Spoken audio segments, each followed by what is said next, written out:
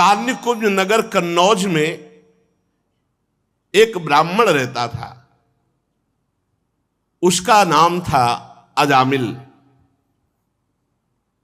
वो वैश्या के प्रसंग को देख करके बड़ा आसक्त चित्त होकर वैश्यागामी और पूरा का पूरा दूषित सदाचार नष्ट हो चुका था। वो इतना नीच हो गया था कि रात दिन वैश्या का सहवास करता, उसी के पास रहता, उसको रिझाने के लिए बटोहियों को लूटता, उनकी हिंसा कर देता, जुआ खेलता, धोखाधड़ी से धन ला करके वैश्या को संतुष्ट करता। निंदनीय वृत्ति का आश्रय लेकर वो अपने कुटुंब का भरण पोषण करता और बहुत से प्राणियों की हिंसा कर चुका था, बहुत से प्राणियों को लूट चुका था, वो बहुत से प्राणियों का पाप कर्म एकत्रित कर चुका था। अब वो उसी वैश्या के साथ जो बच्चे पैदा हुए, उन्हीं के दुलार लालन पालन में समय उसका नष्ट हो गया। बहुत बड़ा आयु का लंबा भाग व्यतीत हो गया। 88 वर्ष की उसकी अवस्था अब आ गई। उसने वैश्या से 10 पुत्र उत्पन्न किए थे। सबसे छोटे का नाम नारायण रखा था। ये स्वयं नहीं रखा था। जब भगवान अहेतुकी कृपालु है, अहेतुकी कृपा करते हैं तो साधु समागम होता है। भक्तमाल जी में इनका चरित्र है। एक बार एक भगवत प्रेमी महात्माओं की साधु मंडली आई तो भ्रमण करते थे साधुजन, तो उधर कन्नौज होते हुए निकले। तो उसी नगर में पूछा, भाई कोई पवित्र ब्राह्मण हो जिसके यहां भिक्षा ले सके, कोई एकांतिक बगीचा हो। तो विनोद करने वाले, उपहास करने वाले गांव में भी लोग होते हैं। उनका बहुत सबसे ज्यादा पवित्र अजामिल ब्राह्मण है और बगीचा भी बहुत जोर का है, और था जोर का बगीचा क्योंकि वैश्या का था उपवन। संत महात्मा विश्वास ही परम धन होता है। वो विश्वास करके गए, बगीचे में ठाकुर जी के लिए जल छिड़का और आसन लगाया और आरती पूजा शुरू। और उधर अजामिल जो है 2-4 पशुओं की हिंसा करके उनको लेके आ रहा था। बगीचे में गया, देखा साधु महात्मा तो वैसा तो नहीं कि वो ये ना जानता हो कि साधु महात्मा क्या होते हैं।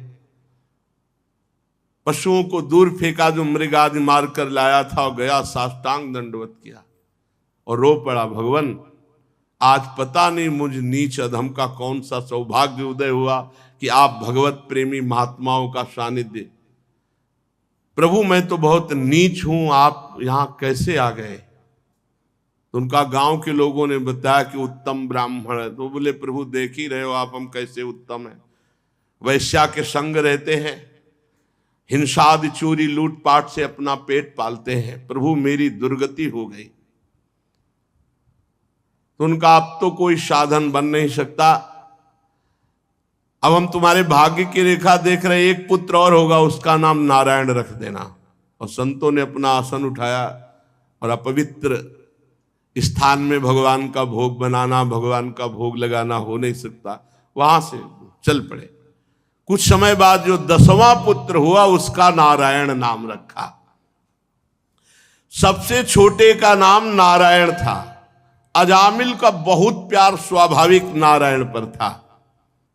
अब वो अपने इस बालक पर 88 वर्ष का वृद्ध अजामिल बड़ा मोह, और मोह क्या मतलब, पूरी श्रद्धा के संतों ने कहा है नारायण नाम रखना, तो इसलिए बहुत प्यार करता है। संपूर्ण हृदय अपने बच्चे को दे दिया, नारायण बच्चे को।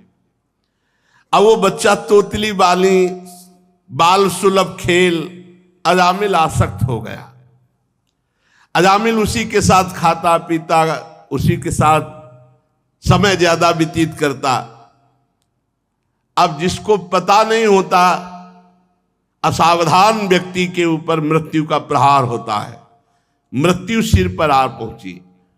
मूर्ख और बूढ़ा अजामिल, मृत्यु का समय जब आया तो थोड़ी दूर पर बालक खेल रहा था, बोलने की हिम्मत थी, तो एक आवाज बोली, नारायण। अपने बच्चे को बुलाया। अजामिल ने देखा भयंकर यमदूत, हाथ में फांसी और टेढ़े टेढ़े भयंकर मुंह, दांत और रोए।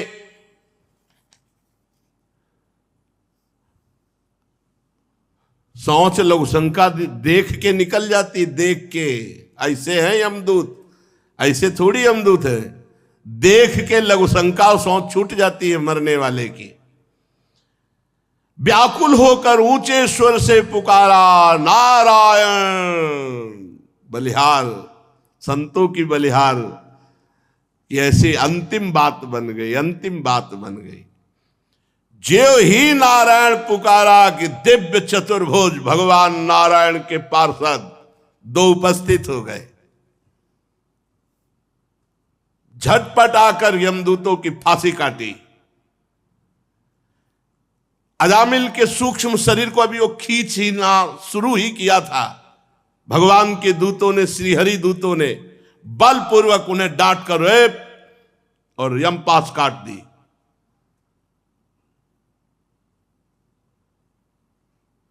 यमदूतों ने कहा, भगवान यमराज के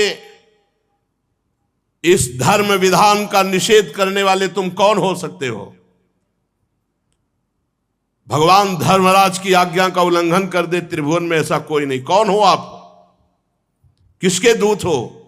कहां से आए हो? तुम क्यों रोक रहे हो इस महापापी को नरक ले जाने से? देखने में तो तुम देवता जैसे सिद्ध श्रेष्ठ दिखाई दे रहे हो। हम देख रहे हैं कि तुम्हारे कमल के समान नेत्र हैं, तुम पीले पीले रेशमी वस्त्र धारण किए, सिर पर मुकुट, कानों में कुंडल, गले में कमल हार, सबकी नवीन अवस्था, चार चार भुजाएं, सभी के कर कमलों में धनुष, तरकस, तलवार, गदा, शंख, चक्र, कमल आदि सुशोभित।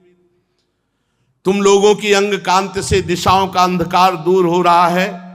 हम धर्मराज के सेवक हैं, हमें तुम लोग क्यों रोक रहे हो? यमदूतों ने जब इस प्रकार कहा तो भगवान श्री हरि के आज्ञाकारी पार्षदों ने हंसकर मेघ के समान गंभीर वाणी में उनसे कहा, यमदूतों, यदि तुम सचमुच धर्मराज के आज्ञाकारी हो तो बताओ धर्म का लक्षण क्या है? तुम यदि धर्मराज के दूत हो तो धर्म का लक्षण क्या है? धर्म का तत्व क्या है? दंड किस प्रकार दिया जाता है? दंड का पात्र कौन है? मनुष्यों में सभी पापाचारी दंडनीय है या उनमें से कुछ? यमदूतों ने कहा, आपने पूछा धर्म का लक्षण क्या है, तो वेद जिन कर्मों का विधान करते हैं उन्हें धर्म कहते हैं, और वेद जिसे रोकते निषेध करते हैं उसे अधर्म कहते हैं। और वेद स्वयं भगवान का स्वरूप है। भगवान की श्वास प्रश्वास से वेदों का प्रादुर्भाव हुआ है। जगत के रजोगुण, सतोगुण, तमोगुण, इन तीनों से सभी प्राणी पदार्थ ओतप्रोत हैं। सभी की मनोवृत्तियां तीनों गुणों में रहती हैं, सतोगुण, रजोगुण, तमोगुण। तीनों गुणों से कर्म होते हैं, उसके अनुरूप उनका विभाजन होता है। सूर्य, अग्नि, आकाश, वायु, इंद्रियां, चंद्रमा, संध्या, रात दिन, दिशाएं, जल, पृथ्वी, काल, धर्म, ये गवाही होते हैं। रात दिन में सतोगुण, रजोगुण, तमोगुण से जो भी कर्म होते हैं उन कर्मों के ये गवाही होते हैं। सूर्य, अग्नि, आकाश, वायु, इंद्रियां, चंद्रमा, संध्या, रात दिन, दिशाएं, जल, पृथ्वी, काल और धर्म, ये गवाही होते हैं। एक एक सेकंड के कर्म का हिसाब है। इनके द्वारा पता चल जाता है कि ये धर्मात्मा है या अधर्म है, और फिर दंड के पात्र का निर्णय होता है। पाप कर्म करने वाले सभी मनुष्य अपने अपने पाप कर्म का दंड जरूर भोगते हैं। निष्पाप पुरुषों, जो प्राणी कर्म करता है, गुणों से संबंध होता है, उसे सारे पापों का कर्म भोगना पड़ता है, जो उसका दंड भोगना पड़ता है। कोई भी देहवान ऐसा नहीं जो पाप ना करे या पुण्य ना करे, और जो पाप पुण्य करेगा उसे भोगना पड़ेगा, अवश्य में भोक्तव्यम। इस श्लोक में जो मनुष्य जिस प्रकार का जितना अधर्म या धर्म करता है, परलोक में उसका उतना वैसा ही फल भोगना पड़ता है। हे देव शिरोमणियों, सतोगुण, रजोगुण और तमोगुण, तीनों गुणों के भेद के कारण इस श्लोक में 3 प्रकार के प्राणी देखे जाते हैं: पुण्यात्मा, पापात्मा और पुण्य पाप दोनों से युक्त। उसका परिणाम होता है पुण्यात्मा सुखी, पापात्मा दुखी, और पुण्य पाप मिश्रित सुख और दुख दोनों से युक्त होता है।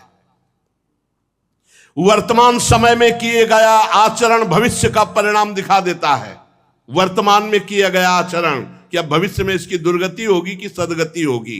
वर्तमान में जन्म जो हुआ, पाप और पुण्य जैसे भी किए गए, तो भविष्य में उसको दंड भोगना ही पड़ता है। हम स्वामी अजन्मा भगवान सर्वज्ञ यमराज के दूत हैं। हमारे स्वामी सबके अंतःकरणों में विराजमान है, किसी को कुछ बताने की जरूरत नहीं है। जो मन से सबको देख लेते हैं और उसी के अनुसार वो दंड देते हैं, इसमें किसी को बताने की जरूरत नहीं। यमराज स्वयं सबके हृदय में विराजमान है। जैसे सोया हुआ ज्ञानी पुरुष स्वप्न के समय प्रतीत हो रहे कल्पित शरीर को अपना वास्तविक शरीर मानता है, सोए हुए अथवा जागने वाले शरीर को भूल जाता है, वैसे ही जीव पूर्व जन्मों की याद भुलाकर इस शरीर में वर्तमान में जो भी कर्म करता है उसको दंड भोगना पड़ता है। सिद्ध पुरुषों, जीव शरीर से 5 कर्मेंद्रियों से लेना देना, चलना फिरना आदि काम करता है, और 5 ज्ञानेंद्रियों से रूप रसादि 5 विषयों का भोग करता है। 16वें मन के साथ 17वां स्वयं मिलकर अकेले ही मन, ज्ञानेंद्री और कर्मेंद्री, इन तीनों से विषयों को भोगता है और उसे दंड भोगना पड़ता है। जीव का 16 कला और 3 गुणों वाला ये सूक्ष्म शरीर बार बार जन्म, बार बार मरण यही भोगता है। बार बार हर्ष, बार बार शोक, भय, पीड़ा, जन्म, मृत्यु ये भोगना पड़ता है। कामवश पाप करता है, काम से प्रेरित होकर, क्रोधवश पाप करता है, लोभवश पाप करता है, मोहवश पाप करता है, अहंकारवश पाप करता है, ईर्ष्यावश, इनके द्वारा पाप कर्म होता है और उसे भोगना पड़ता है। जैसे रेशम का कीड़ा अपने ही जाल में फंस करके मारा जाता है, वो अगर रेशम का जाल ना निकाले तो ना मारा जाए, ऐसे ही कर्म के जाल में फंस करके ये मनुष्य मरता है, ये मोह का शिकार बनता है। कोई शरीरधारी जीव एक क्षण भी कर्म किए बिना नहीं रह सकता। प्रत्येक प्राणी से स्वाभाविक माया विवश करके कर्म कराती है। जीव को पूर्व जन्मों के पाप पुण्य संस्कारों के अनुसार ये शरीर प्राप्त होता है, स्थूल शरीर, सूक्ष्म शरीर। उसी के अनुसार उसकी वासनाएं होती हैं, उसी के अनुसार उसकी क्रियाएं होती हैं और उसी के अनुसार उसको भोगना होता है। देव शिरोमणियों, आप जानते हो अजामिल बड़ा पापी है वर्तमान में। पहले ये शास्त्रज्ञ था, शील सदाचार सद्गुण संपन्न था, ये ब्रह्मचर्य का पालन कर रहा था, इंद्रियों को शासन में ले रहा था, पवित्र था। इसने गुरु अग्नि अतिथि वृद्ध पुरुषों की उपासना की थी, समस्त प्राणियों का उपकार चाहता था। पर एक दिन ये अपने ब्राह्मण पिता के आदेशानुसार वन में गया और वहां से फल फूल समिधा कुश लेकर लौट रहा था। लौटते समय देखा कि एक भ्रष्ट वैश्या किसी कामी पुरुष से निर्लज्जता पूर्वक विहार कर रहा है। वैश्या ने भी शराब पी रखी थी, वो भी मतवाली हो रही थी। पुरुष के साथ ऐसे देख करके अजामिल का मन चंचल हो गया। अब ये लाख उपाय किया अपने मन को संभालने का, लेकिन ये काम के वशीभूत हो गया। यद्यपि बहुत धैर्य और ज्ञान का प्रयोग किया, पर काम वेग से विचलित होकर मन को ना रोककर ये पूरी शक्ति से वैश्या को रिझाने में लग गया।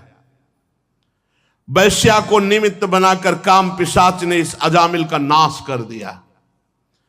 अब ये शास्त्र संबंधी सारी पवित्रता और चेष्टा मर्यादा छोड़कर वैश्या को रिझाने में लग गया। वैश्या के साथ सहवास और अपने घर की सारी संपत्ति वैश्या को दे दी। ये धर्म भ्रष्ट हो गया और वैश्या के ही पास रहने लगा। अब सुंदर सुंदर वस्त्र आभूषण आदि से वैश्या को प्रसन्न करना, धीरे धीरे धीरे धीरे चोरी, हिंसा, जुआ, शराब सब आ गए दोष। स्वच्छंद चारणी कुलटा वैश्या के अधीन होकर के इसने साफ शास्त्र विरुद्ध आचरण किए। इस पापी ने शास्त्र आज्ञा का उल्लंघन किया, स्वच्छंद पापाचरण किया, ये शास्त्र निंदित कार्य किए। ये वैश्या के मल समान शरीर और अन्न से पला, इसलिए अब हम इसे ले जाएंगे और नरक में यंत्रणा देकर इसको पवित्र करेंगे।